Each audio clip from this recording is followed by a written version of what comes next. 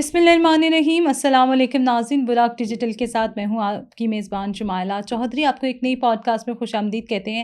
آج کی pod cost میں بھی ہم کچھ اہم ٹاپکس پر ڈسکشن کریں گے. سب سے پہلے ہم بات کریں گے عالمی صورتحال کے بدلتے منظرنامے جو ہیں اس حوالے سے بات کریں گے. امریکہ ایران مذاکرات جو چل رہے ہیں, ابنائے ہرمز کی صورتحال پر بات کریں گے. آج بھی ہمارے ساتھ گیسٹ موجود ہیں سر شہیر سیالوی. السلام علیکم سر. وعلیکم السلام. ویلکم کہتے ہیں آپ کو پوڈ کاسٹ میں. جزاک اللہ. سر سب سے پہلے آپ سے بات کریں گے, آپ کے بھی علم میں ہوگا کہ رحیمہ بی بی جن کا تعلق دالبدین سے ہے, ان کی پریس کانفرنس سامنے آئی ہے, کچھ اہم انکشافات انہوں نے کی ہیں. کیا کہیں گے آپ اس حوالے سے؟ دیکھیں, مجھے بہت افسوس ہوا پریس کانفرنس دیکھ کے. وہ خاتون ہماری بہنوں کی طرح ہے. بے شک. اور اس کے ہسبینڈ نے جو رویہ اختیار کیا کہ وہ ایک خودکش بمبار کو لے کے آیا, اس خاتون کو اپنے پاس رکھا, دین افغانستان سے ٹریننگ دلوائی, دین اس بیچاری کو بھی ایکسپلائٹ کر کے استعمال کر کے خود کچھ دھماکہ کروایا. تو خواتین کس طریقے سے استعمال ہو رہی ہیں ایسے ہی. اور صرف یہ نہیں کہ انہیں ایکسپلائٹ کیا جاتا ہے, وہ ہائیلی موٹیویٹڈ بھی ہوتی ہیں. بے شک. ان کو کسی نہ کسی ظلم اور زیادتی کی داستانیں سنا کر اور انہیں انگیج کیا جاتا ہے. بے شک. اور یہ دشمن کی پرانی ٹیکٹکس ہے جس طریقے سے وہ استعمال کرنا چاہتا ہے. اور خواتین کیونکہ سافٹ ٹارگٹ ہوتی ہیں ایسے ہی ہے, اور ان کو آرام سے ورغلایا جا سکتا ہے. اور میرا خیال ہے کہ اس پہ ہم کیا کامنٹ کریں. ان کی اپنی جو وائف ہے اس نے خود یہ سارا بیان دیا, اور سامنے آئی. پھر اب ان خواتین کو یہ دیکھنا ہوگا کہ یار آپ کا اپنا ہسبینڈ ہے, وہ سرنڈر کرنے کو تیار نہیں ہے. ایسے ہی. دیکھیں, غیرت مند آدمی ہوتا نا, اس کی وائف اٹھائی گئی ہے, وہ کہتا ہے ٹھیک ہے میں آ رہا ہوں, آپ میرے بچوں کو چھوڑو. اس نے کہا تم مار دو اسے. تو اس نے کہا میں ہوں, ہمارا بچہ ہے, تو اس کی تو زندگی داؤ پہ لگی ہوئی, دو زندگیاں داؤ پہ لگی ہوئی, تو واٹ آر یو ڈوئنگ. تو اس نے پھر ایک ہی میسج دیا اس خاتون نے کہ میں باقی خواتین سے یہ کہتی ہوں, والدین سے کہتی ہوں کہ اپنی بیٹی جس گھر میں دے رہے ہیں تو first you have to see, you have to look into it کہ بھائی یہ کیسے لوگ ہیں, یہ کون لوگ ہیں, ان کا ذریعہ معاش. کہ آپ صرف گاڑی دیکھ کے بندے کی آپ بیٹی دے دیتے ہیں, آپ یہ نہیں دیکھتے گاڑی آئی کیسے. وہ تھرو افغانستان آئی ہے, تھرو انڈیا آئی ہے, کہاں سے پیسہ آیا اس گاڑی کا, نان کسٹمز آئی, کہاں سے آیا. مطلب بندہ کل بائک چلاتا تھا, آج وہ میر صاحب بنا ہوا ہے, 4 گارڈ رکھے ہوئے, اس نے تو کیسے بنا. تو یہ چیزیں ضروری ہیں, اور بیٹیاں سب کی سانجھی ہوتی ہیں. بے شک. تو مجھے اس پہ بھی دکھ ہے, اور وہ جو خود کچھ بمبار بنی, مجھے اس پہ بھی دکھ ہے, اسے بھی کسی نہ کسی طریقے سے ایکسپلائٹ کیا گیا. اور پڑھے لکھے طبقے کو آگے لے کر آ رہے ہیں. بڑا ایک دکھ بھری داستان ہے, اس پورے خطے کی دکھ, اس پورے صوبے کی دکھ بھری داستان ہے.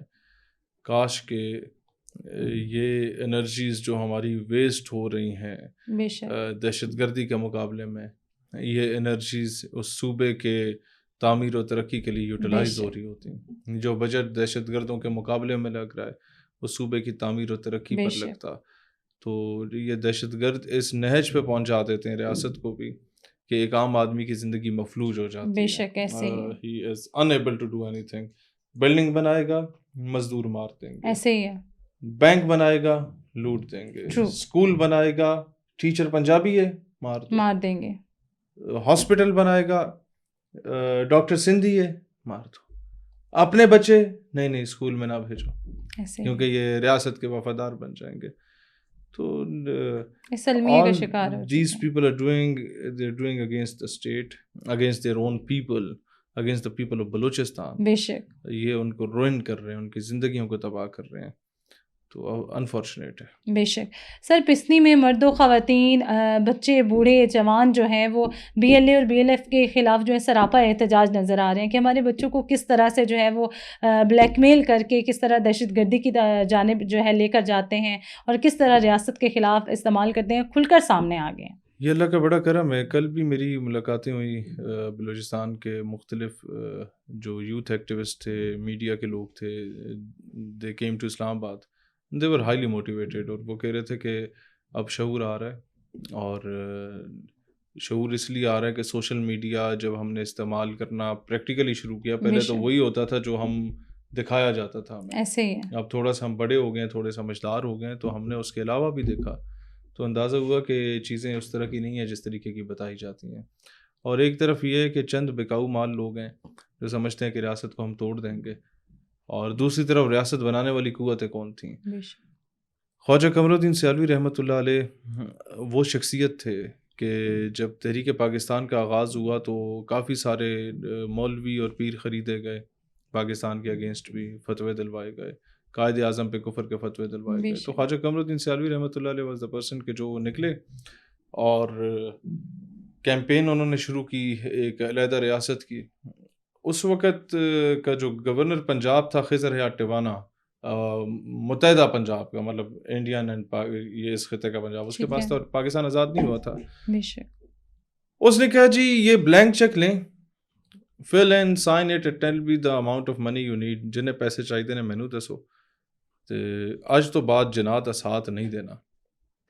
خواجہ قمر الدین سیالوی رحمۃ اللہ علیہ نے وہ بلینک چیک اٹھایا, انگیٹھی جل رہی تھی اس میں جلا دیا. اس کے بعد ٹیوانہ صاحب آئے اور انہوں نے دھمکی آموز الفاظ بولے کہ اب اگر جناح کا ساتھ دیا تو مجھ سے بہتر کوئی نہیں ہوگا, مجھ سے برا کوئی نہیں ہوگا. تو خواجہ قمر الدین سیالوی رحمۃ اللہ علیہ نے کہا کہ جی میں اللہ دے 99 نا یاد کیتے نے جنہاں اچ خضر حیات ٹیوانے دا نام موجود نہیں. I have learned 99 names of Allah in which the name of خضر حیات ٹیوانا is not present. میں اللہ سے ڈرتا ہوں, تم سے نہیں ڈرتا. تو انہوں نے جناح کا پورا ساتھ دیا, ناٹ اونلی ان پنجاب, اپنے دوستوں کو, پیر صاحب مانکی شریف جیسے لوگوں کو, پیر صاحب پگاڑا جیسے لوگوں کو, جو لوگ الائن تھے سندھ میں, کے پی میں ایک بڑا رول پلے کیا اور پاکستان بنا. اور والنٹیرلی ان لوگوں نے اپنا رول پلے کیا. وہ لوگ ہیں کہ پیر مہر علی شاہ رحمۃ اللہ علیہ جیسی عظیم ہستیاں ان کے در پہ آ کے حاضری دیا کرتی تھیں. حیدر علی شاہ جلال پوری رحمۃ اللہ علیہ جیسی ہستیاں, پیر کرم شاہ الازہری رحمۃ اللہ علیہ جیسی ہستیاں, 300 بڑی سادات کی گدیاں ان کے در پہ آ کے حاضریاں دیتی تھیں. اور پوری دنیا آ کے گولڈا شریف پہ جھکتی ہے, اور گولڈا شریف اگر کسی کو اپنا پیر مانتا ہے تو پیر سیال کو مانتے ہیں. تو ایسی شخصیات کے بھی کپڑے گرد آلود ہو جاتے تھے جب وہ تحریک پاکستان کی کیمپین میں نکلا کرتے تھے. نوائے وقت کا پرانا نمائندہ تھا, کہتا ہے میں بڑا پریشان تھا کہ پتہ نہیں پاکستان بنے گا نہیں بنے گا. مجید نظامی کے دور کی بات ہے. تو کہتا ہے جب میں نے مسلمانوں کے پنجاب کے خطے کے شیخ الاسلام خواجہ قمر الدین سیالوی کی حالت دیکھی کہ اوپر سے نیچے تک کپڑے جو ہیں وہ مٹی سے گرد آلود ہوئے ہوئے ہیں اور وہ پیدل چل رہے ہیں, کیمپین کر رہے ہیں, مجھے اندازہ ہو گیا پاکستان بننے سے کوئی نہیں روک سکتا. تو جب پاکستان کے وفادار ایسے ہونا تو بیچ میں 2-4 اگر یہ غدار نکل آئیں اور وہ ملک توڑنے کی باتیں کریں تو وہ مقابلہ ان لوگوں سے نہیں کر سکتے جنہوں نے اپنا سب کچھ وار دیا پاکستان پہ. ایسے ہی تو یہ آپ بے فکر رہیں, جو انڈیا اپنی پراکسیز کو ایکٹیویٹ کر رہا ہے انڈیا کبھی کامیاب نہیں ہوگا. ایسے ہی, اور کامیاب ہونے بھی نہیں دے گا کوئی ان کو. سر جیسے کہ آپ نے دیکھا کہ بھارتی پراکسیز اور BLA جو سوشل میڈیا پر فیک پروپیگنڈا کرتے ہیں, فیک نیوز پھیلاتے ہیں, اب آنے والے وقت میں ان کے خلاف جو ہے وہ کڑے جو ہیں وہ اقدامات کیے جائیں گے, اور کیا کہیں گے؟ اچھی باتیں ہونے چاہیے جی. وجہ پتہ ہے کیا ہے, یہ ہماری فوج کا ایک سب سے بڑا مسئلہ یہ تھا کہ بیچارے فوجی ہیں نا, ان کو ان چیزوں کا پتہ ہی نہیں تھا کہ بیانیہ کی جنگ کیا ہوتی ہے. اس کے لیے انہوں نے سیاستدان رکھے ہوتے ہیں. سیاستدان تو ویوز کے بھوکے ہوتے ہیں, ووٹوں کے بھوکے ہوتے ہیں. کل کو یہ کہتے ہیں فلانا نیریٹو لے آؤ, تو سیاستدان تھوڑی نیریٹو چینج کرے گا. کل تم اور بول رہے ہو, آج اور بول رہے ہو. تو فوجی کو نیریٹو کی جنگ اب خود لڑنی چاہیے. میں نے اس دن کل ایک جنازہ دیکھا, ایک پولیس کا بندہ شہید ہوا اور ایک داڑھی میں ملبوس فوجی خود جب وہاں تقریر کر رہا تھا نا, تو میں نے 3 بار ریوائنڈ کر کے دوبارہ سنی. میں نے کہا اب یہاں پر یہ CM بلوچستان یا وزیر خارجہ کو بھی لے آتا یا وزیر اعظم کو بھی لے آتا نا, اس کی بات میں وہ دم نہ ہوتا جو یہاں ایک صوبیدار میجر یا ایک کرنل یا میجر کی بات میں دم ہے. کیوں؟ حالانکہ وہ 17-18 گریڈ کا بندہ ہوگا, 16 گریڈ کا بندہ ہوگا, کہاں وزیر اعظم, لیکن دم اس کی بات میں کیوں ہے؟ کیونکہ جنگ وہ لڑ رہا ہے. ایسے ہی جب تک وہ خود اپنے ڈیفینس میں سامنے نہیں آئے گا نا اپنا نیریٹو بیان کرنے, کبھی بھی نہیں ہوگا. میں نے پتہ نہیں پہلے یہاں بات کی کہ نہیں کی, غالباً بگٹی صاحب کے ساتھ کی بات. فوج کا ایک مسئلہ ہے جو کہ میں سمجھتا ہوں یہ درست کرنے کی ضرورت ہے. وہ یہ ہے کہ آپ بھیجتے ہیں موٹیویشنل اسپیکر, ایسے ہی ہے, آپ بھیجتے ہیں ان کو صحافیوں کو, آپ بھیجتے ہیں جناب وہ سابقہ سینیٹر آ جائے, وہ آ کے بیانیہ بنائے. وہ اپنی ٹکے ماری کرے گا بیچ میں, ظاہر ہے اس نے اپنا نیریٹو دینا ہے, اس نے اپنی دکان چمکانی ہے. آپ یونیورسٹیز میں جا رہے ہیں, اگر کوئی فوجی بھیجنا بھی ہے تو آپ 55 سال کے DG ISPR کو بھیج دیتے ہیں.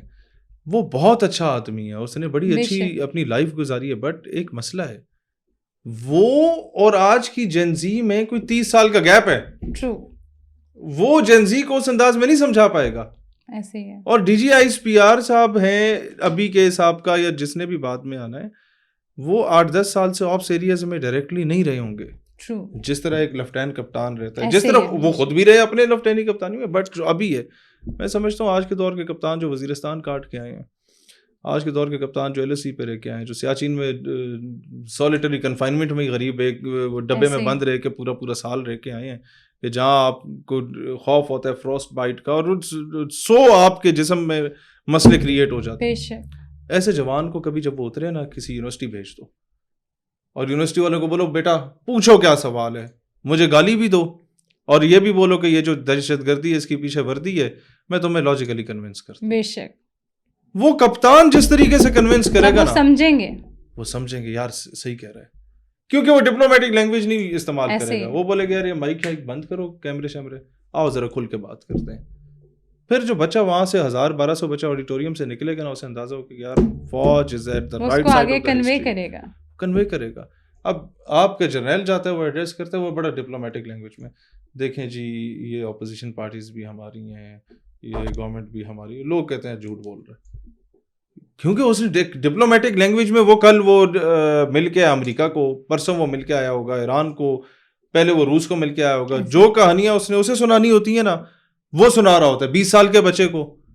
اب 60 سال کا بابا تو کہانی کو سمجھ جاتا ہے کہ یار he wanted to convey this message, 20 سال کا بچہ نہیں سمجھتا. وہ کہتا ہے جی مجھے کیٹیگوریکلی سیدھی بات بتاؤ. وہ بتائے گا ایک لوکل کپتان میجر جو کہ اس کی ایج کا ہوگا یا اس سے 2-4 سال بڑا چھوٹا ہوگا. تو اب جو فوج نے ڈیسیجن لیا کہ جناب یہ جو دیکھیں کوئی بندہ بندوق اٹھاتا ہے نا, وہ اس کے پیچھے ایک پورا نیریٹو ہوتا ہے.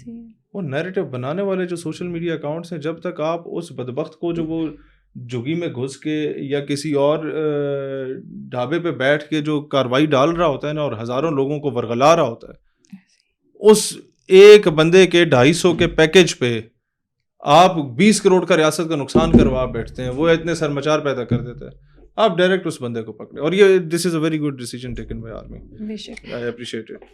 سر آپ کیا سمجھتے ہیں کہ پاکستان کی جانب سے جو ثالثی کا کردار ادا کیا جا رہا ہے, اپنا ہرمز کو کھول دیا گیا ہے, ڈونلڈ ٹرمپ نے شکریہ ایران بھی کہا, اور اس کے علاوہ وزیر اعظم پاکستان اور فیلڈ مارشل سید عاصم منیر کو خراج تحسین بھی پیش کیا. اسی کے ساتھ ساتھ ہم دیکھتے ہیں وہ کہتے ہیں کہ ایران کے حوالے سے کچھ اچھی خبر آ رہی ہے, کچھ سرپرائز آنے والا ہے. کیا کہیں گے آپ اس حوالے سے؟ دیکھیں میں آپ کو ایک بات بتاؤں, ڈونلڈ ٹرمپ نے صبح کوئی اور بیان دیا تھا, اور ابھی سے کوئی گھنٹہ پہلے جو ہے نا وہ ایک اور بیان دے گیا.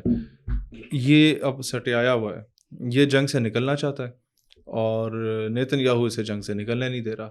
ایک طرف ایران نے اپنا ہرمز کھول دی کہ ٹھیک ہے یار پاکستان آیا ہمارے پاس, بے شک ہم نے ان کو آنر کیا. یہ بدبخت پھر اپنے بحری بیڑے جو کہ اسلحے سے لیس ہیں وہ گزارنے کے لیے, ایران نے 2 تو پھڑکا دی ہیں ابھی کوئی 2-1 گھنٹے پہلے, اور اس کے بعد کہا بند ہو گیا اپنا ہرمز. کیوں؟